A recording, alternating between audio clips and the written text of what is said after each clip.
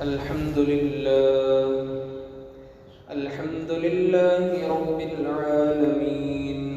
والصلاة والسلام على سيد المرسلين وعلى آله وأصحابه أجمعين. أما بعد، فأعوذ بالله من الشيطان الرجيم. بسم الله الرحمن الرحيم. يا أيها النبي قل لأزواجك وبناتك ونساء المؤمنين يدنين عليهن من جلابيبهن، ذلك أدنى أن يعرفن فلا يؤذين، وكان الله غفورا رحيما. وقال تعالى: يا أيها الذين آمنوا قوا أنفسكم وأهليكم نارا وقودها الناس والحجارة عليها ملائكة غلاظ شداد لا يعصون الله ما أمرهم ويفعلون ما يؤمرون. وقال النبي صلى الله عليه وسلم: المرأة عورة، أو كما قال عليه الصلاة والسلام. صدق الله العظيم، وصدق رسوله النبي الكريم، ونحن على ذلك لمن الشاهدين والشاكرين، والحمد لله رب العالمين. اللهم صل على سيدنا حبيبنا شفيعنا نبينا ومولانا محمد وبارك وسلم. محترم حضرات، چونکہ آنے والے مہینوں میں حج کا عنوان ہے، تو ضرورت اس وقت میں اس بات کی تھی کہ اسی عنوان پر بات کی جاتی، مذاکرہ ہوتا، لیکن حالات حاضرہ کو دیکھتے ہوئے اس چیز کی اشد ضرورت محسوس ہو رہی ہے کہ جو پچھلے جمعہ جس عنوان پر بات ہو رہی تھی، پردے کے عنوان پر، تو اسی عنوان پر اس جمعہ بھی بات ہو کہ انشاءاللہ اگر اللہ توفیق دے تو اگلی جمعہ میں حج کی فرضیت اور اس کے مسائل اور اس کے احکامات پر بھی بات ہوگی۔ بہرحال پچھلے جمعہ بات چل رہی تھی پردے کے تعلق سے کہ مستورات کے لیے پردہ کتنی ضرورت ہے، حجاب کتنی ضرورت ہے، کہ آج کے معاشرے میں، آج کے دور میں جہاں نظر اٹھائیں فتنہ ہی فتنہ ہے، جہاں بے پردگی نظر آئے دھوکہ ہی دھوکہ ہے، فریب ہی فریب ہے، خطرہ ہی خطرہ ہے۔ کسی مسلمان کا گھر محفوظ نہیں ہے، کسی مسلمان کی بچی یا بہن یا بیوی یا ماں محفوظ نہیں ہے، ان کا ایمان محفوظ نہیں ہے، ان کی عزت و آبرو محفوظ نہیں ہے۔ آج مسلمانوں کو، مسلمان عورتوں کو ہر طریقے سے نشانہ بنایا جا رہا ہے۔ تو ایسے موقع پر میں یہ ضروری سمجھتا ہوں کہ اس جمعہ میں بھی اسی پر گفتگو ہو، اسی پر متنبہ اور متوجہ کیا جائے۔ محترم دوستوں، میں نے آپ حضرات کے سامنے کلام مجید کی 2 آیتیں تلاوت فرمائی اور ایک حدیث کا ٹکڑا تلاوت فرمایا، جس میں اللہ کے نبی صلی اللہ علیہ وسلم نے فرمایا: المرأة عورة، پردہ کیا چیز ہے؟ یہ اللہ کے نبی صلی اللہ علیہ وسلم نے فرمایا عورت ہی پردہ ہے۔ المرأة عورة، عورت پردے کا نام ہے، عورت پردے کی چیز ہے،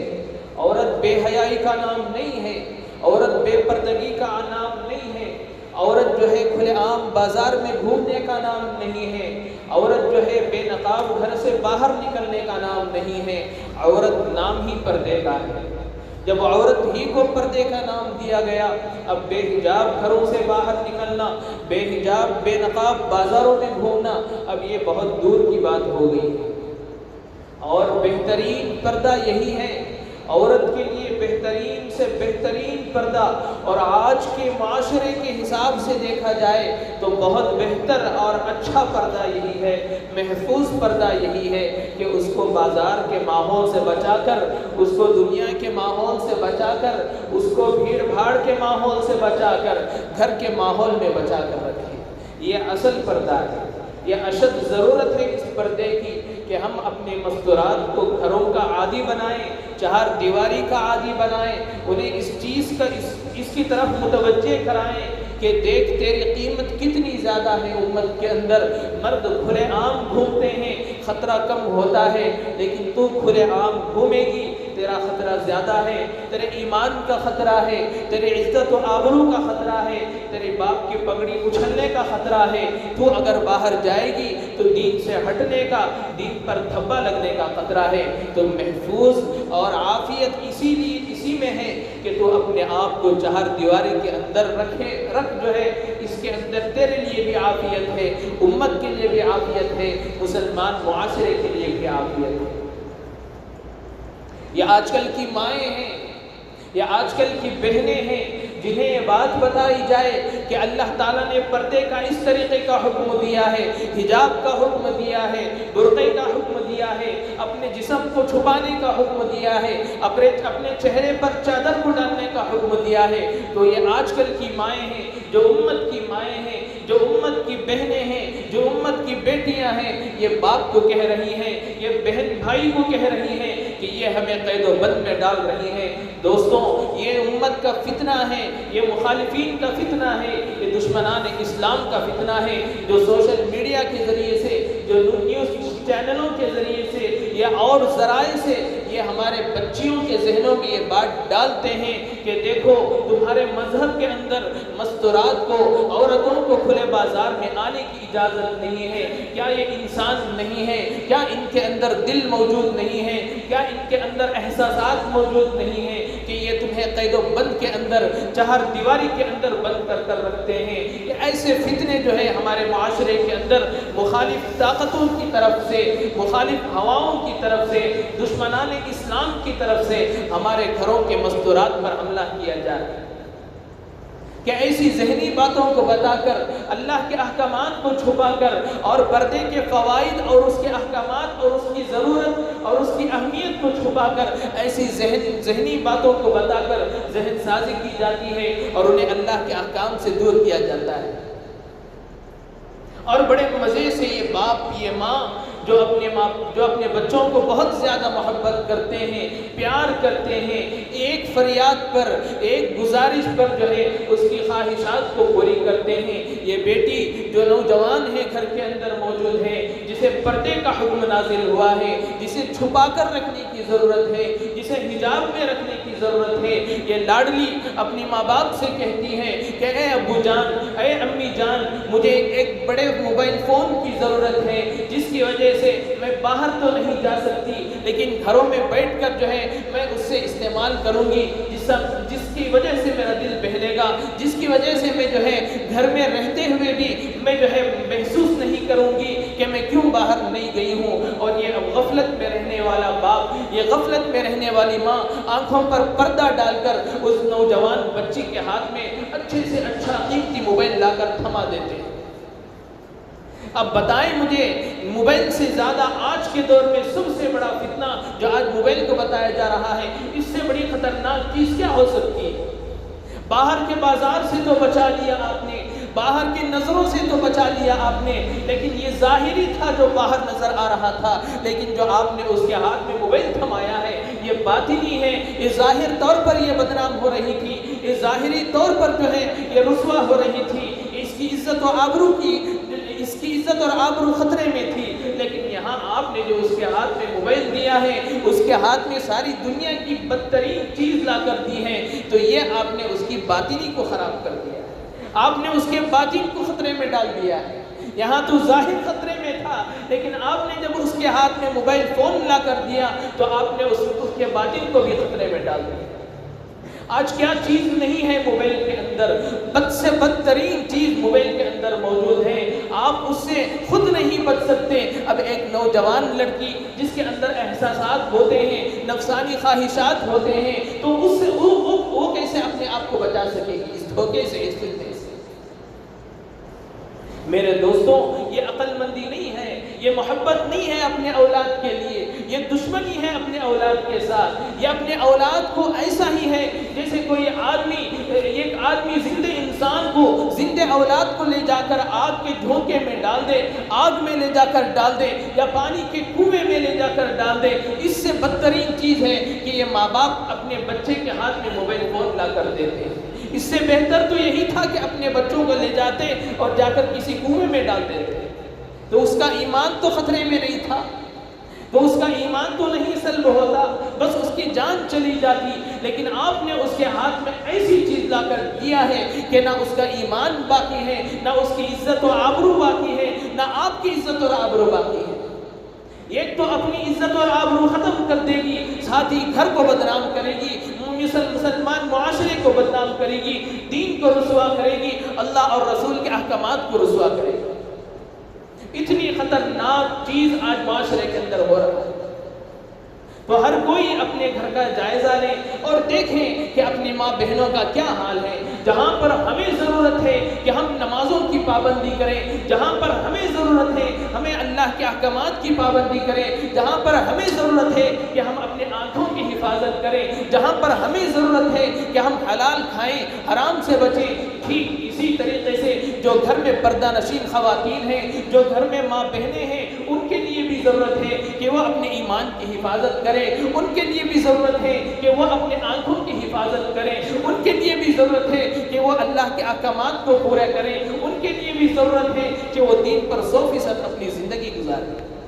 اگر ان کے اندر دین نہیں ہے، اگر ان کے اندر اللہ اور رسول کے احکامات نہیں ہیں، اگر ان کے اندر صحیح اور غلط میں فرق نہیں ہے، اگر ان کے اندر حلال اور حرام کی تمیز نہیں ہے، اگر ان کے اندر صحیح غلط کی پہچان نہیں ہے، تو یہی ہوگا کہ باپ دیندار ہوگا، ماں دیندار ہوگی، بھائی دیندار ہوگا، لیکن اس بہن جو نوجوان بہن ہے، محبت کے دائرے میں، محبت کے نشے میں آپ نے اس کی ہر خواہش پوری کی، لیکن دین سے اس کو دور رکھا، اللہ کے احکامات سے اس کو دور رکھا، تو یہ آپ کو رسوا کرنے والا کام کرے گی،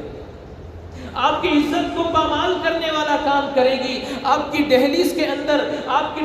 اندر پلنے والی بچی جو کبھی آپ کے چہرے کا رونق ہوا کرتی تھی، جیسے باپ گھر کے اندر جاتا ہے تو اپنی بیٹی کو دیکھ کر خوش ہو جاتا ہے، چہرہ کھل جاتا ہے، تو ایک وقت آئے گا یہی لاڈلی جو اپنے چہرے کو رونق بخشنے والی، اپنے چہرے کو کھلانے والی، آپ کے چہروں کو مرجھا کر، اپنے چہرے کو مایوس کر کر گھر سے نکل کر چلی جائے گی۔ یہ آج معاشرے کے اندر ہو رہا ہے۔ اگر دین رہے گا، دینداری رہے گی، جب اس کے سامنے یہ آیت پڑھی جائے گی، جب اس کے سامنے اللہ کی احکامات بتائے جائیں گے، یا ایھا النبی قل لازواجک وبناتک ونساء المؤمنین یدنین علیہن من جلابیبہن، کہ اللہ تعالیٰ نے حکم دیا ہے کہ مسلمانوں کی عورتوں کو کہ وہ اپنے چہروں پر حجاب ڈال لیں، اپنے چہرے پر پردہ ڈال لیں۔ تو اگر دیندار ہے، اگر اس کے اندر دین کی سمجھ ہے، اگر وہ اس کا ایمان مضبوط ہے، تو فوراً اپنے چہرے پر پردہ ڈال لیں۔ جب جو ہے اللہ تعالیٰ نے پردے کی آیت نازل فرمائی، یہ رات کا وقت تھا جب اللہ تعالیٰ نے پردے کی آیت نازل فرمائی۔ ابھی اس وقت جو ہے عورتوں کو مسجد میں جانے کی اجازت تھی، مسجد میں جا کر نماز پڑھنے کا حکم تھا، اور ساری عورتیں جیسے مرد نماز کے وقت میں نماز کو جاتے ہیں، عورتیں بھی جو ہے مسجد کو جاتی تھی نمازوں کے اوقات میں۔ جب یہ آیت نازل ہوئی، پردے کی آیت نازل ہوئی، یہ رات کا وقت تھا، جب صبح کی نماز ہوئی تو ساری عورتیں مسجد کو آئی تھی۔ ایک عورت تھی، ایک صحابیہ تھی کہ عورت مسجد کو آتی ہے، آ کر دیکھتی ہے کہ ساری عورتیں حجاب میں بیٹھی ہوئی ہیں، ساری عورتیں پردے میں بیٹھی ہوئی ہیں، پریشان ہو گئی، پوچھا کیا بات ہے؟ کہ سارے کے چہروں پر پردہ ہے، سارے کے سروں پر پردہ ہے، کیا بات ہے؟ یہ کوئی نئے احکامات نازل ہوئے ہیں کیا؟ تو معلوم کرنے پر کہ رات کو اللہ تعالیٰ نے ایک وحی نازل فرمائی ہے، پردے کا حکم ہوا ہے۔ تو وہ صحابیہ عورت اپنی جگہ پر جم جاتی ہیں، نماز ختم ہو گئی، ساری عورتیں چلی گئیں، یہ مسجد چھوڑ کر جانے کا نام نہیں لیتی۔ عورتیں کہتی ہیں اے بہن یہ تو رات میں اللہ کا حکم ہوا تھا، تجھے تو اس کا کوئی پتہ نہیں، تو اب گھر چلی جا، اب دوسری نماز کو جب آئے گی تو پردہ کر لینا، حجاب کر لینا۔ وہ عورت کہتی ہیں، وہ صحابیہ کہتی ہیں نہیں نہیں، اب مجھے اللہ کا حکم معلوم ہو گیا ہے، اب مجھے اس بات کا علم ہو چکا ہے کہ اللہ تعالیٰ نے پردے کا حکم فرمایا ہے، اب جب اللہ کا حکم ہو چکا ہے تو میں اس اللہ کے حکم کو پورا کیے بغیر ایک قدم بھی باہر نہیں جا سکتا۔ تو ایک کسی جو ہے بچے کے ذریعے سے آپ گھر کو بھیج کر چادر منگواتی ہیں اور اپنے چہرے کو، اپنے بدن کو چھپا کر مسجد سے نکل کر گھر جاتی ہیں۔ اگر دینداری ہوتی ہے، دین کی سمجھ ہوتی ہے، اللہ اور رسول کے احکامات اور ان کی محبت زندگی میں ہوتی ہے، انسان کے اندر ہوتی ہے، ماؤں بہنوں کے اندر ہوتا ہے، تب جب اللہ کا حکم ہمارے سامنے آتا ہے تو اس کو پورا کیے بغیر چین نہیں آتا، اس کو پورا کیے بغیر سکون نہیں ملتا۔ لیکن آج مسلمان عورتوں کے سامنے آپ گھنٹے گھنٹے کی تقریریں کریں، گھنٹے گھنٹے کے بیانات ان کو سنائیں، ان کے سامنے حدیثیں پڑھیں، ان کے سامنے قرآن کی تلاوت کریں، لیکن ان کے اندر کوئی تبدیلی نہیں آتی۔ کیوں تبدیلی نہیں آتی؟ آپ نے ان کی تربیت نہیں کی۔ جو باپ ہے جو اپنی بیٹی سے محبت کرتا ہے، دنیا کی خواہشات اس کی پوری کر رہا ہے، لیکن دین کی ضرورت، دین کی پیاس اس کی نہیں بجھا رہا ہے، اللہ کے احکامات اسے نہیں بتا رہا ہے، نبی صلی اللہ علیہ وسلم کی سنتیں اسے نہیں بتا رہا ہے، ازواج مطہرات کی زندگی اسے نہیں بتا رہا ہے، صحابیات کا پردہ انہیں نہیں بتا رہا ہے، صحابیات کی زندگی اس کے سامنے نہیں آتی، اس کے سامنے حدیثیں نہیں پڑھی جاتی، اس کے سامنے اللہ کے احکامات اور اس پر ڈرنے، اس پر خوف اور اس پر شرمندگی کی باتیں اسے نہیں بتائی جاتی۔ جب ہماری مستورات کو ان ساری چیزوں سے محروم رکھا گیا، جب ہماری ماں بہنوں کو ان ساری چیزوں سے غفلت میں رکھا گیا، ان ساری چیزوں کو پردے میں رکھا گیا، دین سے دور رکھا گیا، تو آج یہ دین کے نام پر دھبا بنی پھر رہی ہے، دین کے نام پر دھبا بنی پھر رہی ہے۔ ایک وقت ایسا تھا مسلمان عورتیں دین کا شان ہوا کرتی تھی، مسلمان بچیاں دین کا شعار ہوا کرتی تھی، مسلمان بچیاں دین کا چراغ ہوا کرتی تھی۔ جہاں مسلمان بچی جا رہی ہے، غیر ایمان والے کے چہرے جھک جاتے تھے، غیر ایمان والے کی نگاہیں جھک جاتی تھی کہ یہ پردہ نشین خواتین جا رہی ہے۔ لیکن آج مسلمان کی عورت باہر جا رہی ہے، مخالف طاقتیں اس پر نگاہ رکھتی ہیں کہ کیسے اس کو نوچا جائے، کیسے اس کی عزت کی دھجیاں اڑائی جائے، کیسے اسے جو ہے اپنے جال میں پھنسا کر، محبت کی جال میں پھنسا کر اس کے ایمان کو سلب کر کر، اس کے دین سے اس کو بیزار کر کر، اس کے دین سے اس کو ہٹا کر اپنے مذہب میں لا لیا جائے اور مسلمانوں کو رسوا کر دیا جائے اور انہیں جو ہے رسوا کر کر انہیں جو ہے ذلیل کیا جائے۔ ایسا معاشرہ چل رہا ہے، لیکن ایک دور میں تھا کہ مسلمان عورتیں ایمان کا، مسلمانوں کا، دین کا شعار ہوا کرتی تھی۔ میں آپ کو بتاتا ہوں کہ 400 سال بعد، ہجرت کے 400 سال بعد، ہجرت کے 400 سال، لگ بھگ 400 سال بعد کا واقعہ ہے۔ میں آپ کو بتاتا ہوں، امام جوزی رحمۃ اللہ علیہ نے اپنی کتاب میں لکھا ہے، ایک عورت تھی جس کے خاوند کا انتقال ہو گیا، ایک عورت تھی جس کے خاوند کا انتقال ہو گیا۔ وہ کوئی عورت معمولی عورت نہیں تھی، وہ اللہ کے نبی صلی اللہ علیہ وسلم کے خاندان کی تھی، سیدی تھی۔ جب اس کے خاوند کا انتقال ہو گیا اور وہ بے بس ہو گئی، اس کے پاس رہنے کے لیے کوئی ٹھکانہ نہیں ہے، اس کے پاس کھانے پینے کے لیے کوئی اشیاء، کوئی چیز موجود نہیں ہے۔ اب یہ در بدر پھرتی چلی گئی، پھرتے پھرتے نکلتے نکلتے سمرقند کے علاقے میں پہنچی اور وہاں جا کر لوگوں سے معلوم کیا کہ یہاں کوئی سخی آدمی رہتا ہے کہ میری مدد کر دے۔ تو لوگ اس سے کہتے ہیں کہ یہاں پر سمرقند کے اندر 2 بڑے سخی آدمی رہتے ہیں، ایک تو سمرقند کا حاکم ہے جو بڑا سخی آدمی ہے، اور ایک آتش پرست ہے، یعنی غیر ایمان والا، غیر مسلم، وہ بھی بڑا سخی آدمی ہے۔ دونوں میں سے کسی ایک کے پاس چلی جانا، تیری ضرورت، تیری حاجت پوری ہو جائے گی۔ اب یہ عورت چونکہ اللہ کے نبی صلی اللہ علیہ وسلم کے خاندان سے نسبت رکھتی تھی، اس کے دل میں یہ بات پیدا ہوئی کہ میں مسلمان ہوں، میں ایمان والی ہوں، میں رسول کے خاندان کی ہوں، میں اس غیر ایمان والے کے پاس کیوں جاؤں، میں اس آتش پرست کے پاس کیوں جاؤں، جبکہ سمرقند کا حاکم مسلمان ہے، میں اس کے پاس اپنی ضرورت لے کر جاتی ہوں، میں اس کے پاس اپنا تقاضا لے کر جاتی ہوں۔ اور جب یہ اس کے پاس پہنچتی ہے، اس حاکم وقت کے پاس، سمرقند کے حاکم کے پاس جا کر پہنچتی ہے اور اس سے جا کر فریاد کرتی ہے، اس سے کہتی ہے کہ دیکھ میں رسول کے خاندان کی ہوں، میں نبی صلی اللہ علیہ وسلم کی خاندان سے نسبت رکھتی ہوں، میرے شوہر کا انتقال ہو چکا ہے، میں در بدر پھر رہی ہوں، ٹھوکریں کھا رہی ہوں، میرے پاس رہنے کے لیے کوئی جگہ نہیں ہے، میرے بچے جو ہے در بدر پھر رہے ہیں، انہیں کھلانے کے لیے میرے پاس کوئی چیز موجود نہیں ہے، کوئی اشرفی کوئی روپیہ میرے پاس موجود نہیں ہے، میری مدد کر دے۔ وہ حاکم وقت پوچھتا ہے کیا تو رسول کے خاندان کی ہے، کیا تو نبی کے خاندان کی ہے، تو تیرے پاس کیا پروف ہے کہ تو نبی کے خاندان کی ہے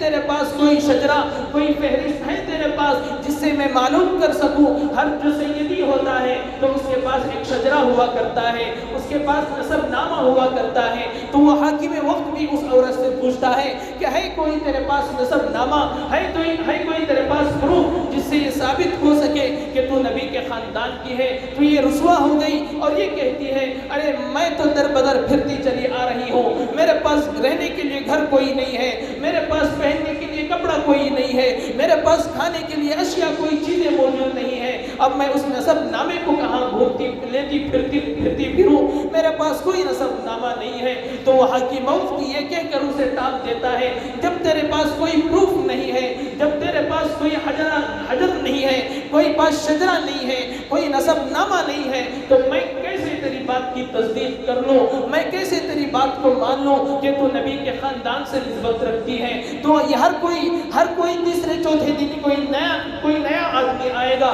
کوئی نئی خاتون آئے گی اور آ کر کہے گی کہ میں نبی کے خاندان کی ہوں، میری ضرورت پوری کر، میرے لیے گھر میں رہنے کا انتظام کر، ہر کوئی یہی آ کر کہے گا۔ یہ بات بول کر اسے ٹال دیتا ہے، وہ عورت وہاں سے چلی جاتی ہے۔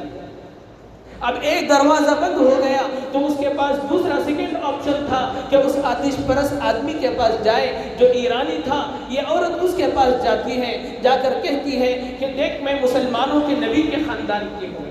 میں مسلمانوں کے نبی کے خاندان کی ہوں کہ میرے پاس رہنے کے لیے گھر نہیں ہے، میرے بچے در بدر پھر رہے ہیں، فلانے سرائے پر میرے بچے بھوک کے مارے ترس رہے ہیں، بل بلا رہے ہیں، مجھے آسرا دے دیں، میری ضرورت پوری کر دیں کہ میرے بچوں کے لیے کھانا میسر ہو جائے۔ تو وہ ایرانی آدمی، وہ آتش پرست آدمی اس عورت کو پناہ دیتا ہے اور اپنے لوگوں کے ذریعے اس کے بچوں کو اس سرائے سے لے کر آتا ہے اور اس ماں کے پاس بٹھا کر اس کی ضرورت کو پوری کرتا ہے۔ اور جب رات کا وقت ہوتا ہے، وہ حاکم وقت اپنے بستر پر جا کر سو جاتا ہے تو خواب میں دیکھتا ہے کہ جنت کا منظر سامنے ہے، جنت کا منظر سامنے ہے، ایک حسین خوبصورت محل اس کے سامنے ہے جو سونے سے بنی ہوئی ہے، اس کے دروازے پر اللہ کے نبی صلی اللہ علیہ وسلم کھڑے ہوئے ہیں۔ اور جب یہ حاکم وقت اللہ کے نبی صلی اللہ علیہ وسلم کے پاس پہنچتے ہیں تو اللہ کے نبی صلی اللہ علیہ وسلم سے پوچھتے ہیں اے محل کس کا ہے؟ تو اللہ کے نبی بتاتے ہیں کہ یہ ایمان والے کا محل ہے، یہ ایمان والے کے لیے بنایا گیا ہے۔ تو یہ حاکم وقت کہتے ہیں کہ ہاں میں بھی ایمان والا ہوں، مجھے بھی ایسے محل کی ضرورت ہے۔ تو اللہ کے نبی صلی اللہ علیہ وسلم اس حاکم وقت سے پوچھتے ہیں کہ تو ایمان والا ہے، تیرے پاس کیا پروف ہے؟ تو ایمان والا ہے، تیرے پاس کیا پروف ہے؟ ہے کوئی شجرہ تیرے پاس، ہے کوئی فہرست تیرے پاس کہ تو ایمان والا ثابت ہو جائے، تو مسلمان ثابت ہو جائے، تو مومن ثابت ہو جائے؟ جب ثابت ہو جائے گا تو مسلمان ہے، جب ثابت ہو جائے گا کہ تو مومن ہے تو تیرے لیے بھی ایسا محل بنایا جائے گا۔ لیکن وہ رسوا ہو جاتا ہے، بات سمجھ میں آ جاتی ہے۔ اللہ کے نبی کہتے ہیں کہ میری بیٹی تیرے پاس آئی تھی، تیرے دروازے پر آئی تھی، اپنی فریاد لے کر آئی تھی، اپنی کمزوری اور بے بسی لے کر آئی تھی، تو نے اسے اسی بات پر جو ہے گھر سے باہر نکال دیا، اسے محروم کر دیا، جا تو پہلے اپنا شجرہ لے کر آ، پھر تجھے جنت میں محل ملے گا۔ یہ فوراً اپنے نیند سے بیدار ہوتا ہے اور چلاتے ہوئے اپنے بستر سے باہر نکل جاتا ہے اور باہر جا کر لوگوں سے پوچھتا ہے وہ کہاں ہے وہ عورت جو کل میرے دربار میں آئی تھی، کل میرے دروازے پر اپنی فریاد لے کر آئی تھی؟ لوگ کہتے ہیں کہ وہ فلاں جو ہے آتش پرست عراقی آدمی کے ایرانی آدمی کے پاس گئی ہے، وہاں پر پناہ گزیر ہے، تو فوراً بلبلاتے ہوئے چیخ و چلاتے ہوئے فوراً جاتا ہے، وہ حاکم وقت اس ایرانی کے پاس جاتا ہے، اس آتش پرست دروازے کے پاس جا کر چلاتے ہوئے دروازہ کھٹکھٹاتا ہے، بال بکھرے ہوئے ہیں، حالت جو ہے اپنی خراب ہے، اس دروازے پر جا کر جو ہے چلاتا ہے اور اس دروازے کو جو ہے دستک دیتا ہے۔ اندر سے جب وہ آتش پرست آدمی، غیر ایمان والا آدمی باہر آتا ہے اور آ کر دیکھتا ہے کہ جو ہے سمرقند کا حاکم وقت اس کے دروازے پر کھڑا ہو اور چلاتے ہوئے بتاتا ہے کہ اللہ کے لیے میری فریاد ہے کہ میں جو چاہے تجھے دینے کے لیے تیار ہوں، لیکن تیرے گھر میں جو مہمان ہے اسے مجھے واپس کر دے، وہ کل میرے گھر میں تھا لیکن میں نے اسے باہر نکال دیا، میں تجھ سے گزارش کرتا ہوں، میں تیرے سامنے ہاتھ پھیلاتا ہوں، تیری جو فریاد ہوگی، تیری جو مانگ ہوگی میں پوری کروں گا، تیرے جو شرائط ہوگی میں پورے کروں گا، لیکن اللہ کے لیے جو مہمان تیرے پاس ہے اسے میرے پاس بھیج دے۔ تو وہ آتش پرست آدمی کہتا ہے، انجانے میں نے اسے پناہ دے دیا، لیکن اب میں جان چکا ہوں یہ کون ہے۔ جس خواب کو تو نے رات میں دیکھا تھا، میں نے بھی اس خواب کو دیکھا تھا۔ میں نے خواب میں دیکھا کہ ایک محل بنا ہوا ہے جو سونے کا ہے، جس کے سامنے دونوں جہاں کے سردار کھڑے ہوئے ہیں، اللہ کے رسول کھڑے ہوئے ہیں، وہاں تو آتا ہے اور اللہ کے نبی سے پوچھتا ہے کہ یہ محل کس کے لیے ہے؟ اللہ کے نبی کہتے ہیں یہ ایمان والے کے لیے ہے۔ تو تیرے سامنے تو کہتا ہے کہ میں ایمان والا ہوں، تو اللہ تعالیٰ تجھے کہہ کر باہر نکال دیتے ہیں، بھیج دیتے ہیں کہ تیرے پاس کوئی شجرہ نہیں ہے، تیرے پاس کوئی پروف نہیں ہے کہ تو ایمان والا ہے۔ جب تو نکل جاتا ہے تو میں وہاں آتا ہوں اور اللہ کے نبی صلی اللہ علیہ وسلم مجھے دیکھ کر خوش ہو جاتے ہیں اور جنت کی بشارت دیتے ہیں کہ تیرے لیے جنت واجب ہو چکی ہے، تیرے لیے جو ہے جنت کے اندر ایسے محلات بنائے جا چکے ہیں کہ تیرے لیے جو ہے ہدایت نصیب ہو چکی ہے۔ جب یہ آدمی نیند سے بیدار ہوتا ہے، چلاتے ہوئے اس عورت کے پاس جاتا ہے اور ایمان قبول کر لیتا ہے اور اس حاکم وقت سے کہتا ہے کہ تو جو خواب دیکھا تھا وہی خواب میں بھی دیکھ چکا ہوں، لیکن کل میں غیر ایمان والا تھا، آج میں ایمان والا ہوں۔ کل میں اس اپنے مہمان کو گھر لے کر گیا تھا انجانے میں، آج میں اس کی اہمیت، اس کی برکت اور اس کی فضیلت کو جان چکا ہوں۔ دنیا کی ساری دولت لا کر میرے قدموں پر لا کر رکھ دے، لیکن میں اس مہمان کو تیرے حوالے نہیں کروں گا۔ ایک زمانہ ایسا تھا کہ مسلمان عورت جس گھر میں جاتی تھی اس گھر کے سارے افراد مسلمان ہو جاتے تھے۔ وہ سمرقند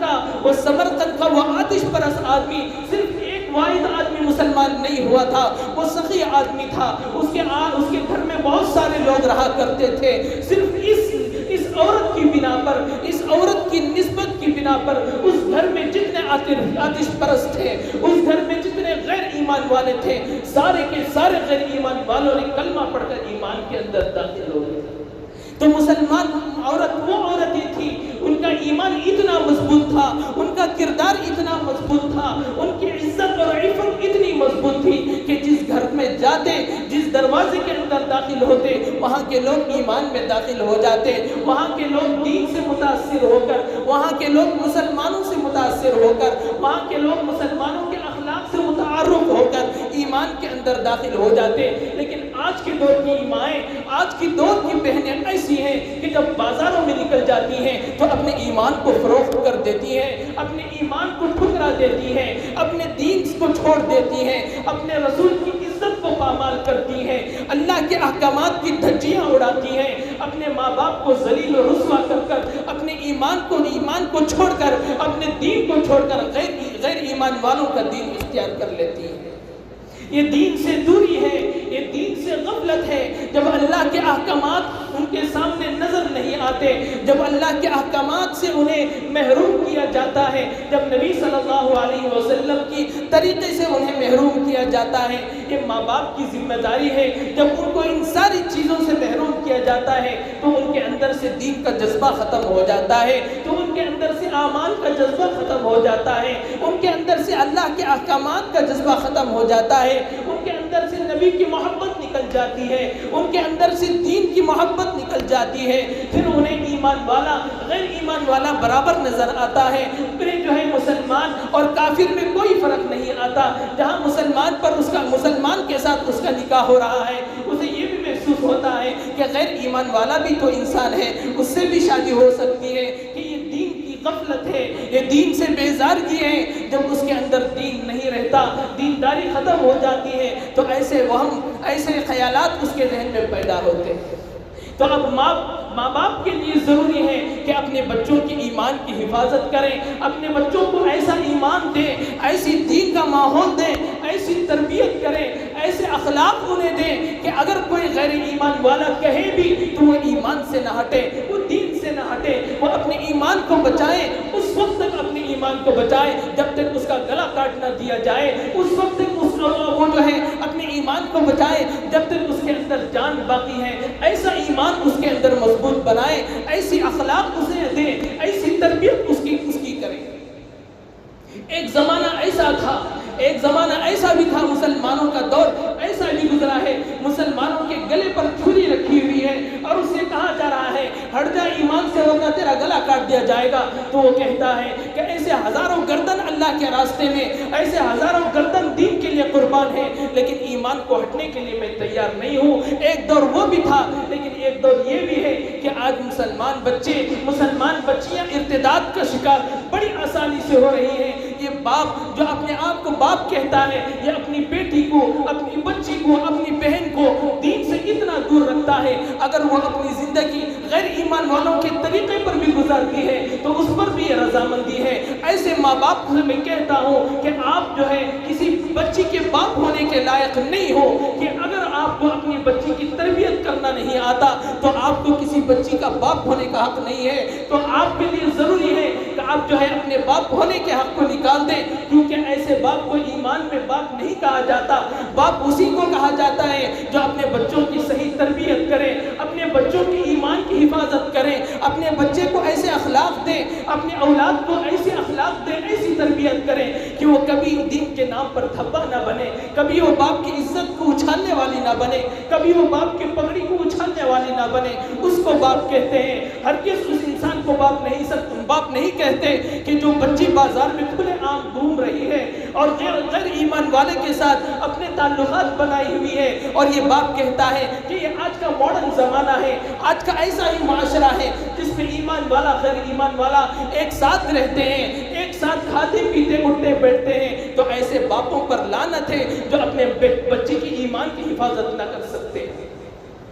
یاد رکھیں یہی بچیاں آپ کے لیے جہنم میں جانے کا سامان بنے گی، جو بچی کی ایمان کی حفاظت نہیں کر سکتے، جو اپنے بچوں کو صحیح اخلاق تربیت نہیں دے سکتے، جس کی وجہ سے یہ بچی آج مرتد ہو کر کتنے واقعات ہوئے ہیں اس بستی کے اندر۔ بڑی آسانی سے غیر ایمان والے ہماری بچیوں کو اپنے مذہب میں کھینچ لیتے ہیں، انہیں ایمان سے نکال کر، انہیں دین سے نکال کر اپنے دین کے اندر داخل کر لیتے ہیں۔ کتنے واقعات اس بستی کے اندر ہوئے ہیں۔ کیا اتنا کمزور ہمارا ایمان ہے؟ کیا اتنا کمزور ہمارا دین ہے؟ کیا اتنا کمزور اللہ کے احکامات اور نبی کے طریقے ہیں کہ اتنی آسانی کے ساتھ وہ غیر ایمان والوں کے ساتھ بھاگ کر بد دین ہو کر زندگی گزار رہی ہے؟ جو باپ اپنی بچی کو 20 سال 25 سال تک محبت کرتا ہے، اس کی تربیت کرتا ہے، اس کی خواہشات پوری کرتا ہے، یہ کل کا نوجوان جو دھیڑ اور چمار ہے، جو مسلمان بچی کو 4 دن کی محبت دکھا کر یہ 25 سال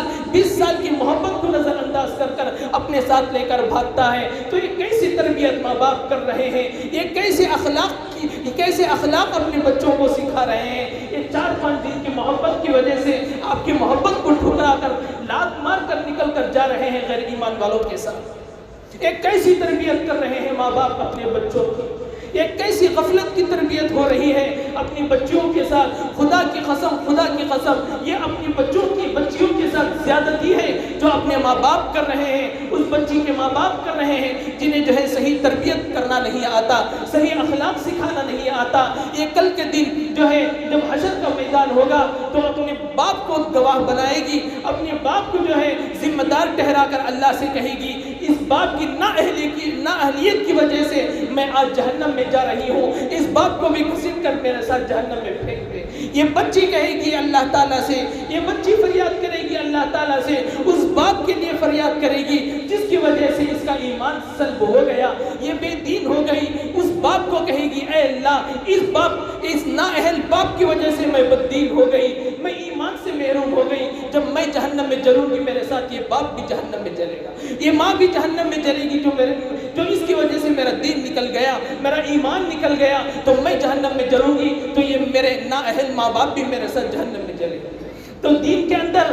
دنیا کے اندر جو ہے یہ ماں باپ کو اپنی پگڑی اچھال کر ان کی عزت کو پامال کرنے والا کام کرے گی، اور جب حشر کا میدان ہوگا، جب آخرت کا منظر ہوگا تو یہ اپنے ساتھ جہنم میں لے کر جائے گی۔ تو اتنے خطرناک حالات دنیا کے اندر چل رہے ہیں جس کی وجہ سے ہماری دنیا بھی برباد ہو جائے گی اور آخرت بھی برباد ہو جائے گی، لیکن ایک طریقہ ہے جس کی وجہ سے ہم اپنی بچیوں کی حفاظت کر سکتے ہیں، اپنی بچیوں کی ایمان کی حفاظت کر سکتے ہیں، کہ سب سے پہلی چیز اور سب سے آخری چیز کہ اپنی بچیوں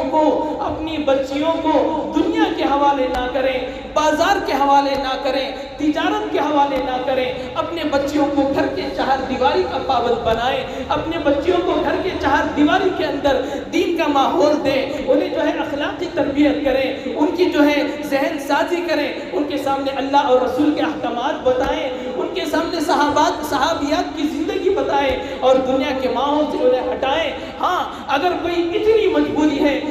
مجبوری ہے کہ اگر کوئی بچی گھر کے باہر نہ جائے، کوئی عورت گھر کے باہر نہ جائے تو گھر کے افراد بھوکے مر جائیں گے، پیاسے مر جائیں گے، تو اس وقت میں شریعت اجازت دیتی ہے کہ گھر کی عورت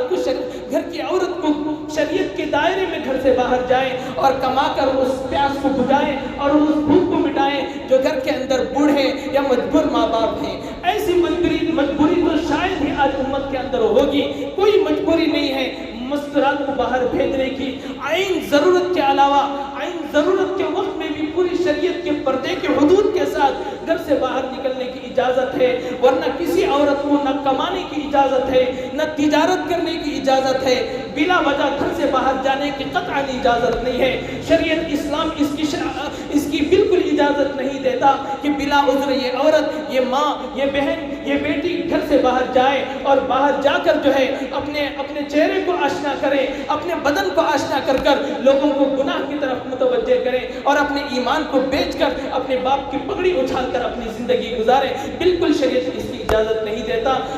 بس جو ہے میں آپ حضرات سے انہی کلمات کے ساتھ ایک آخری گزارش کرتے ہوئے اپنی بات کو ختم کرتا ہوں کہ آج کا معاشرہ بہت خطرناک معاشرہ ہے، جس کے گھر میں بچی گھر سے باہر جا کر تجارت کرتی ہے یا کسی کے یہاں جا کر نوکری کرتی ہے، اگر بلا عذر نوکری کر رہی ہے تو فوراً اسے نوکری سے نکال دیں اور اپنے گھر کا پابند بنائیں، اور اگر اس بچی کے ہاتھ میں موبائل فون ہے تو یہ جو ہے سب سے خطرناک چیز ہے۔ جیسے میں نے آپ کو پہلے بتایا تھا کہ جب یہ بچی گھر سے باہر جاتی ہے تو اس کا ظاہر جو ہے بدنام ہو رہا ہے، ظاہر پر خطرہ ہے، لیکن جب آپ نے اس کے ہاتھ میں موبائل دے دیا ہے اب اس کا باطن بھی خطرے میں ہے۔ تو یہ دونوں چیزوں سے اپنی بچیوں کی حفاظت کریں۔ بس اللہ تعالیٰ سے دعا ہے اللہ عمل کی توفیق عطا فرمائے۔ وآخر دعوانا ان الحمدللہ رب العالمین۔ جو آپ سنت نہیں پڑھے